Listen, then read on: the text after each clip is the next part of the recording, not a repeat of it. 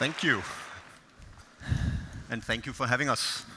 So I'm here with Ferry from FreightHub. I want to discuss a little bit about smart logistics and how the future is evolving. So Maersk Growth just did our third investment here in Berlin. And earlier this year, I had the pleasure of being allowed access to the cap table of FreightHub. So a little bit about yourself, Ferry, and FreightHub. Sure. So I'm basically a digital entrepreneur and also investor since 10 years in the Berlin ecosystem. First company I founded was 2009 Daily Deal, which we then sold to Google.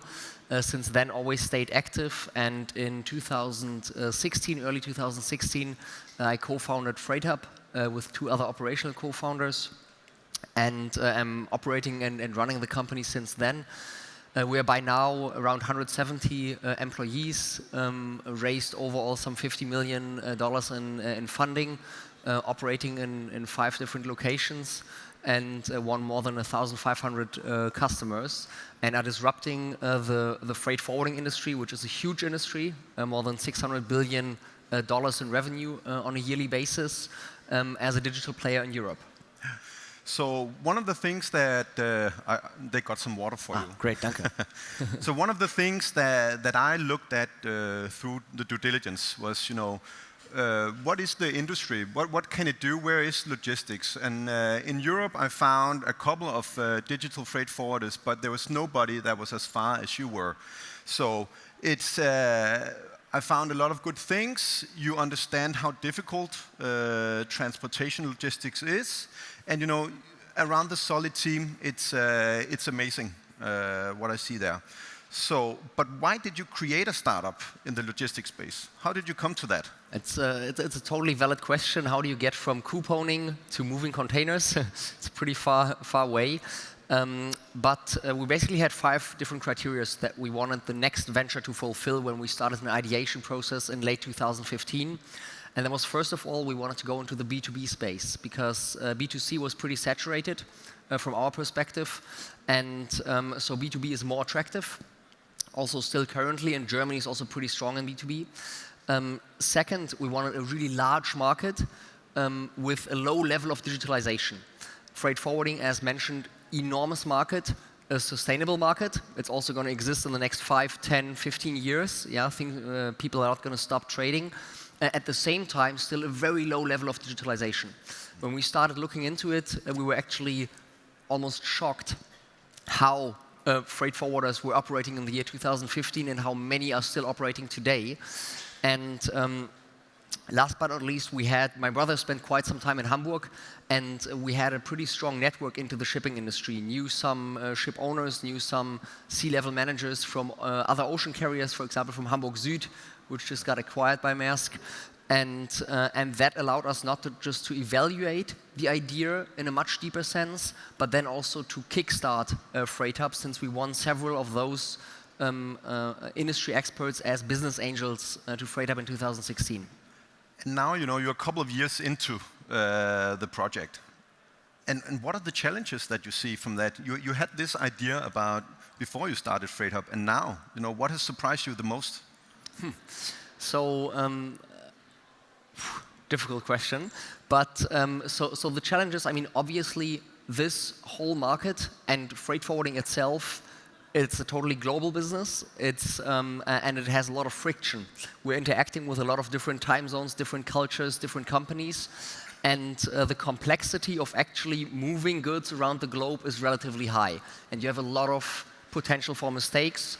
And in the beginning, we founded the company in March 2016. In July, we had the first container on the water. We had actually no clue what we were doing. Yet it somehow worked out. Yeah, we had a couple of very patient customers in the beginning. By now, we learned a ton, and for me, actually, it was surprising how some people, at least, how narrow-minded they were towards digitalization. Even if we're not competing with them, I talked to some other large ocean carriers in 2017, and we just wanted to become their customers. Yeah, we just wanted to bring volume to them. The result after 2.5 hours of discussion was, I don't believe in digitalization, I don't want to work with you. It's very interesting because also one of the things that have fascinated me is that logistics is very hard to do. It's a complex thing, and it's still done by pen and paper trails. You know, I've even seen fax machines out there. So it's just not an easy thing to do. And I was impressed about, basically for me, it looked like you reinvented the way that container logistics is done. And that is also what I found interesting. But if we try to bring it up at a higher level and look in a helicopter, so what are the mega trends in the industry that you see? So not just looking at freight forwarding, but looking at shipping in general, I think there are two very big things coming up. First of all, the whole shipping industry and the overall trade is causing a lot of emissions, CO2 emissions, and those need to be lowered. That is obviously a lot of complexity at the same point of time. But I think there are three different ways how that can be achieved, or at least partially be achieved. First of all, reducing the air that is being shipped. Yeah? Capacities that are existing are often not used in the trucking space, but of course also in the ocean space. And that would mean we would need to ship a bit less overall if we manage to get a higher utility rate. Second, the mode of transport makes a big difference. We are a freight forwarder. We are offering all different modes that exist. Ocean freight, obviously, but also rail from Asia, and also air. And if you compare air and ocean, the emissions are approximately 50 times as high if you fly a ton via air versus put 1 ton into the container and ship it over the ocean. So whenever possible, people will have to use the right means of trade, or the right trade mode. And third, of course, making those different trade modes more efficient. Yeah. So, for example, in the ocean freight, slow steaming, yeah, or also using different fuels. But I think there's already a lot of progress happening in that direction. There is, and you know, from a Maersk side, you know, we have a goal by 2050 to do 0 CO2 emission. So this is also a part of the road for us that we see going forward. And I think it's interesting because also when you come to the trucking industry, we have 20% of trucks driving around in Europe empty, and 50% of all trucks are not utilized 100%. So I also see this road of digitization that you are doing as part of solving a huge problem that we have in the world today. Definitely, and if we're talking about megatrends, obviously digitalization is something that is also hitting the industry to the full extent. And I think we've been also opening a lot of eyes also at some big companies that maybe didn't take digitalization as serious before, or didn't see the urgency to do it right now. Now a lot of big players, big other forwarders, are also developing their own, I would call it, web interfaces. Maybe not a fully fledged platform, but they definitely notice that this is coming and they need to move into that direction. And when you look at this digitization, now you mentioned the freight forwarders and what the bigger ones are doing. So this digitization, what does it do to the industry?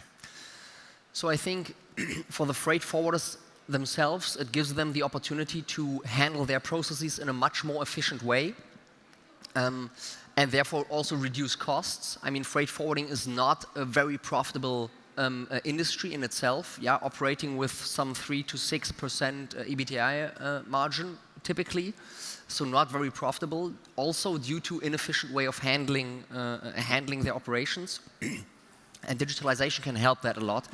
We, for example, built our own transport management system, which is optimized for the workflows that we need, and gives us the opportunity to be already now twice as efficient as a typical freight forwarder, even though that's not even our goal, because we've been so far focusing on creating customer-facing value and not internal optimization. But so first of all, it will lead to higher efficiency and therefore lower costs on the freight forwarder side. At the same time, if you automate more, you'll be less error prone. Yeah? The human thing is always the problem in the overall machine. Yeah? If you let more things, if you do more things with the computer, less errors. And the biggest thing for the customer is actually a completely different way of interaction. Yeah? Having data available in real time, 24/7, not having the need to call your forwarder in order to get an information where your shipment is, but actually knowing it 24/7 and also knowing immediately if there's a delay and what other options you have in order to get it maybe a bit earlier. I think that is also what we see. Customers today are expecting to get their goods on time. It's all about on-time delivery. Everybody is eager to get it immediately. We see that in different industry. So I see that is a huge thing that we need to solve in the future. And I think a way for that is also to do integration with the freight forwarders. Do these pieces. Can you elaborate a little bit on how you attack that problem at the FreightHub? Yeah, so I mean, integrations is going into two directions. First of all, of course, integrations with other partners and asset owners and carriers. We are working together. We are definitely on the track of doing that. We are already integrated, for example, with the trucking companies we're using within Europe, which accelerates the information flow and makes things easier and more efficient. But on the other hand, you also have the level of integration with the customers. And that's something that we are just starting now. That's obviously something for larger customers. In the beginning, in 2016, when we started, we worked with pretty small customers.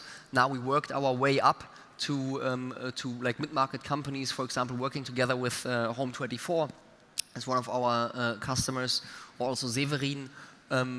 Those are brands that are well known in Germany. And with that customer level, you can also create integrations into their ERP system. Great. And if we have to just direct it a little bit towards, what is how is this a better trading platform? What does it do for the shippers and the freight forwarders? I think partially already covered that to some extent. For the freight forwarders, again, I think it's making it more efficient, less error prone, and for the customer, in the end, it is increasing also the reliability of the service that we are providing and making it more efficient and especially also more transparent. Yeah, and I see that from some of our partners in the industry also. It is very analog out there. So this digitization of the processes and the trading and so forth is an essential thing that we have to look forward to. So looking into the future, Ferry, what are the next challenges for FreightHub and how can Maersk be a part of that? So we're right now actually extending our presence in Asia. We opened up our first office in Hong Kong last year. Right now, still a relatively small office, but we'll extend that drastically this year. Besides that, of course, it's a challenge to continuously improve our product alongside the needs of our customers. And those are the things that we're working on ourselves. Maersk, and why are we actually going together? Yeah, and maybe I can also elaborate a little bit on that. First of all, I think Maersk is really one of or probably the most progressive ocean carrier we've seen amongst them all. They have a very strong digital agenda that they're pursuing now. Second of all, also all people we engaged with, not just you and the Maersk growth team, but also from the core organization, have left a very good impression. And of course, there's quite a lot of strategic potential in the cooperation, which we're evaluating right now.